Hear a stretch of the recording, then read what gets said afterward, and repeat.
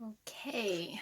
Hi, friends, people in the interweb, on the face space. I'm Stephanie, and for those of you who don't know me, I'm a solitary pagan witch, and I've been practicing witchcraft for about 13 years, and I read tarot cards, and that's just a little bit about me. So I've been asked by a few of my friends about my altar and like basically what that looks like for me. Now, I just want to say every witch is different. No two altars are going to look the same. My altar, the way I do things, certainly isn't, the basis of anyone else's practice. A lot of witches do things differently than me. A lot of books will say your altar needs to face the north or whatever. I don't go by that. My altar is in a spot that's good for me. It's in this little nook in my room, which I will show you guys. And it works for me, and it's also okay to have more than one altar. I have altars throughout my whole house. I have 2 altars in my kitchen. Technically, over here in this little corner where my main altar is, I have 4 altars. So it's okay to have more. It's okay to have a small one. It's okay to have an extravagant one.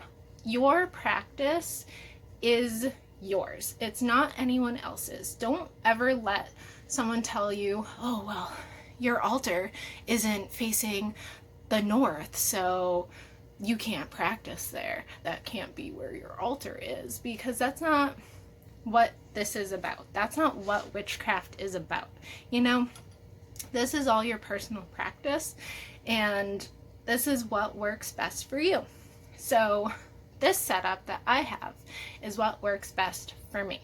Now, I have in this little space, like I said, I have 4 different altar places, but this is basically my main altar space. I have my Ancestor Altar, I have my Matron Goddess Altar, I have my working altar, and I have my seasonal altar.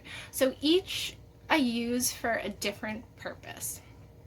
And I also have a lot of supplies, and it might look a little messy, and there is definitely ash everywhere, because if you are a witch or are a spiritual person, you will understand the struggle with incense ash. If you burn a lot of incense or anything really, incense, sage, whatever, you will have ash everywhere all the time. It's a constant thing. You can't fix it. I mean, I guess you could, but I don't, because I like it.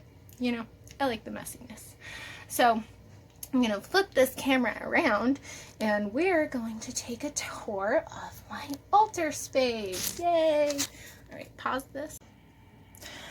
All right, guys, so here is my altar space. Now, like I said, I have more than one altar space, and my altar actually is a cart. This cart was made in Costa Rica, and it fits all together like a puzzle.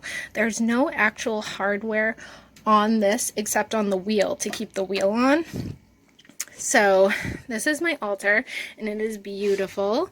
It's hand painted. It's just, I love this. I found this on Facebook Marketplace. Look at this detail over here. Look at that. Isn't that so gorgeous? Look at that. Okay. I found this on Facebook Marketplace for $15. That is such a steal. Oh, focus, camera. Okay. So this side of my altar, this is my seasonal side, and right now I am preparing for one of the, I guess you would call it a pagan holiday, but I don't look at them as holidays. I look at them as passage of time according to, the seasons, the cycle of life. So I'm getting ready for the spring equinox in March. So I have, a little egg, and this is where I burn a lot of my incense. This technically is a cauldron, but I don't I don't use it for open flame things. I just stick, you know, my incense stick in there and let it burn down, and there's a bunch of ash. But so this is my seasonal side, and this is what I usually dress up really pretty for any kind of pagan holiday season. My tarot cards are just off to the side because I don't really have a good spot right now where I can keep them like on my altar. These altar spaces are pretty small.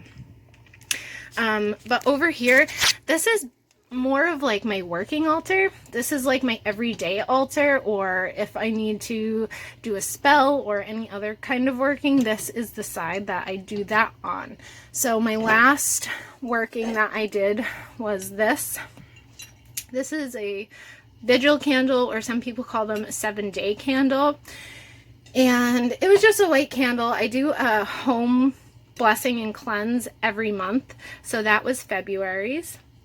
And I do that on the full moon. So over here you'll see I have full moon oil, and I just have some crystals behind the candle.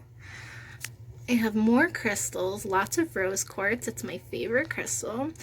I have my little tiny goddess and god. That's just to represent the energies. You certainly don't have to incorporate deity into your spell work, and I don't necessarily always incorporate deity into it, but I do like representing the male and female aspects of the universe. Over here I have my little tarot card holder. This I made, and I usually draw a card of the day. If you are familiar with my Facebook page, then you'll know that I do Friday flips, and I post 3 cards that, you know, I choose out of my deck for that day and tell you guys a little bit about their meanings and stuff, so that's fun. I have this little brass bowl, which I like to use as a singing bowl, kind of. This is a bone because I don't have a mallet right now. It makes a pretty little noise. So yeah, that is this altar space. You know, I have my seasonal side, I have my working altar side. Now over here, flipping my camera, all right, over here, this little thing, this is where I have like most of my supplies, but on top, this top shelf, this is my matron goddess altar. My matron is Persephone. I'm very connected with her. I've always been, her aspects and her archetype really speak to me on a really deep level. I've always felt connected to Persephone, even as a child, you know, learning about Greek and Roman mythology. Persephone has always just been a goddess I've been really connected to. So I recently have started to work with her and get to know her and her energy, and I have this altar for her. So we have her candle, lots of incense ash with this little polymer clay incense burner that I made. This is my Persephone bath salt, and I keep it in this beautiful bottle. It's very stereotypical, I guess you would say, because it is like that pomegranate color, and the bottom is that like round shape. I have my Persephone oil that I made, my little Persephone goddess. Now, this statue is just one that I found at a thrift store, and if you know anything about Persephone, you know that she is the goddess of spring, as well as the queen of the underworld. And I just thought, you know, when I saw this statue, I was like, oh yes, that is Persephone. It's coming home with me. And I have my little obsidian scrying orb back there in the background. And yeah, so that's my Persephone altar. This is, you know, the bottom half of this whole altar space in this little nook. Now, we are moving on up.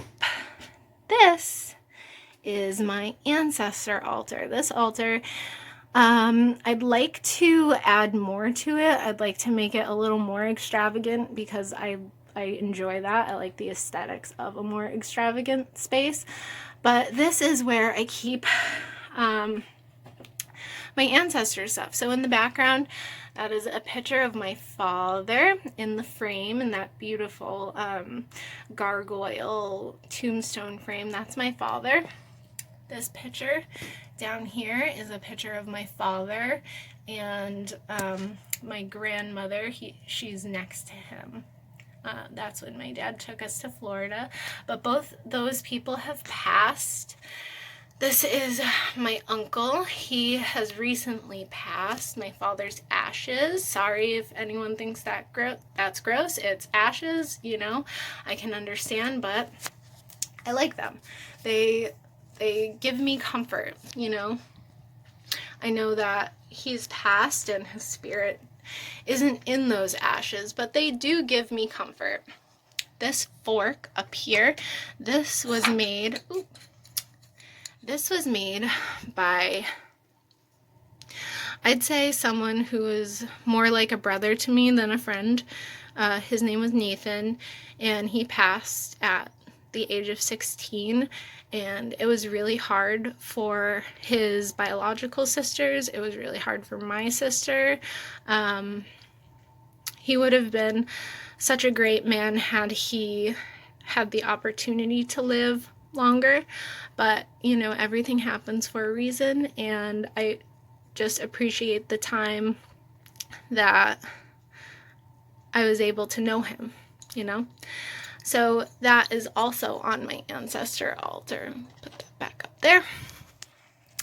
And I have a cute little fox skull, more incense ash, little polymer clay flower incense holder. And this is actually a really small candle holder that I made for birthday candles. I do have that other candle holder up there that I use for ancestor candles, but sometimes if I want to just light a little tiny candle, that's what I stick it in.